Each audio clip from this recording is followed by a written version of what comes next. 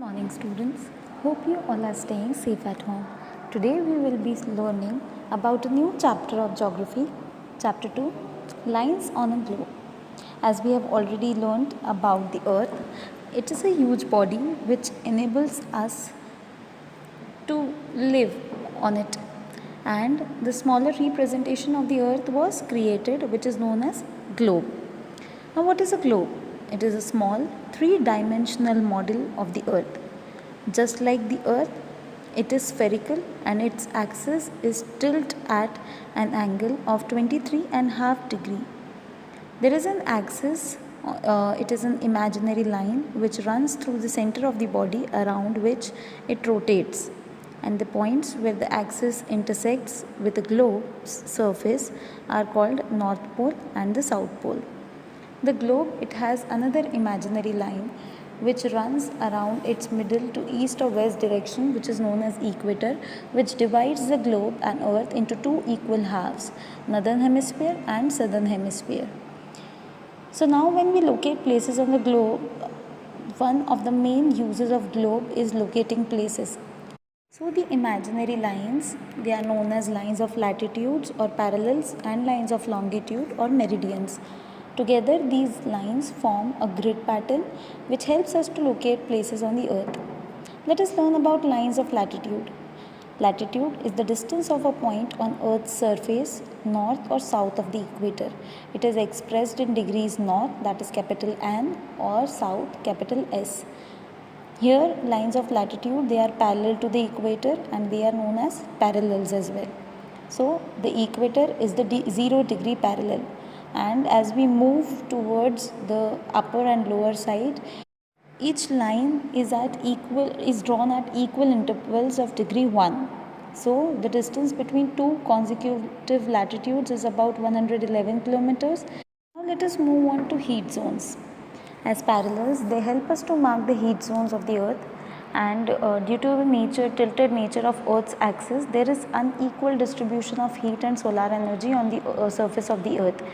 Some places they receive the vertical rays of the sun, which receives more heat and they are more hotter than the other places, and some receives slanting rays of the sun, and because of that energy received is less.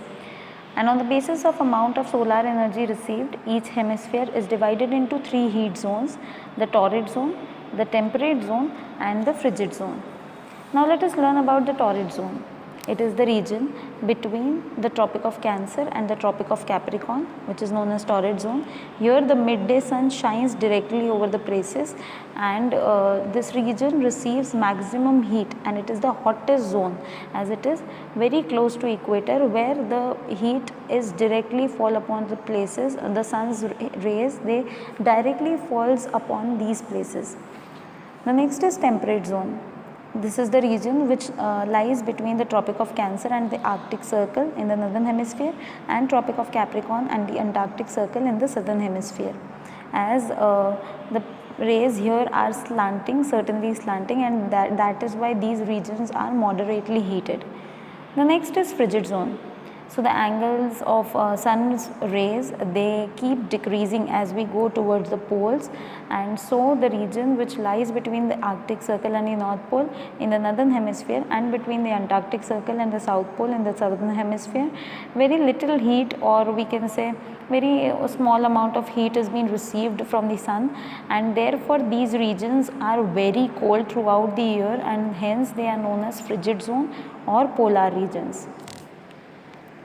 Now let us learn about lines of longitude, as it is the distance of any place on the earth, east or west of the prime meridian. It is measured from the center of the earth.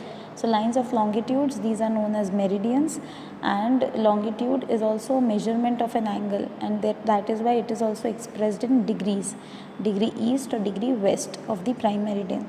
On the globe, meridians, they are shown as a series of semicircle which run from north to the south pole. Here, the meridian which passes through the Royal Astronomical Observatory at Greenwich near London, it is the zero meridian or prime meridian, as there are 360 degree of longitudes. So the prime meridian divides the earth into eastern and western hemispheres respectively. Now let us learn about the Earth's grid. Here, as we have seen that there are parallels and meridians which intersect each other at right angles, there are some points which they intersect. They are known as coordinates, and the network which is being created from the crisscross of parallels and meridians, that particular crisscross network is known as the Earth grid. Now local time, standard time, time zone and Greenwich time. Here the earth rotates, the direct rays of the sun hit all the meridians from west to east one by one. All the places which lies on the meridian, they have the same time. But the time when the sun is directly over a meridian, it is day. Okay, we say it noon at the meridian. It is known as local time.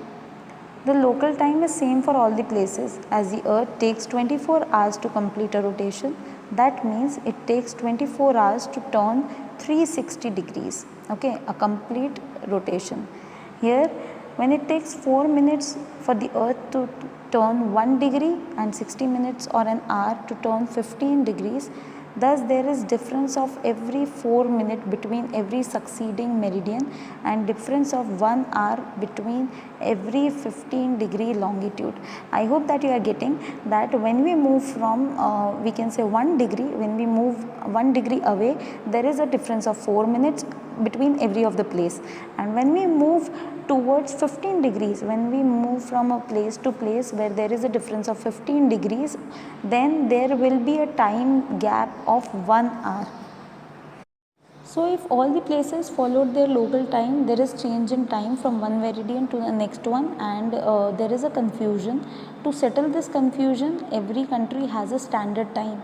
This is the local time of the meridian from which it passes through the center, and in India, the local time of 82.5 degree meridian is adopted as the standard time, which is IST, Indian Standard Time, for the whole country.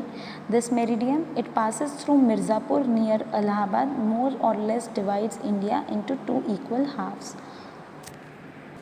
So a region that uses the same time forms a time zone. There are 24 time zones in the world, and to solve the issue where the local time of prime meridian, it has been used as international standard, and since prime meridian passes through Greenwich, its local time is known as Greenwich Mean Time, GMT, and IST is 5.5 hours ahead of GMT. To calculate time with meridians, we have seen that earth rotates from west to east for every 15 degree movement eastwards from the prime meridian, and the local time is ahead of Greenwich by an hour. So when we see every 15 degree movement towards westward, local time is behind 1 hour from Greenwich. This is because place east of Greenwich see the sun earlier, where places west of Greenwich sees the sun later. Now let us move on to the international dateline. As time we have seen changes by 1 hour for every 15 degree longitude, which makes very confusing for international travelers, especially when they are crossing several time zones. And to make it easier, the 180 degree meridian, which was chosen as a point from where every day is said actually starts on the earth. It is also the place where one calendar changes to the next, and thus a difference of 1 day on either side of the imaginary line is there. For example, if it is 20 May on the eastern side, that is right, of the 180 degree meridian, it will be 19 May on the western side, that is the left of the meridian. And this line is known as international date line, where a traveler crossing the line from east to west gains a day, while one crossing from west to east loses a day. So students, with this we have reached to the end of the lesson. Read the same from your textbooks, and if you have any doubt, feel free to ask. Till then, keep learning and have a good day ahead.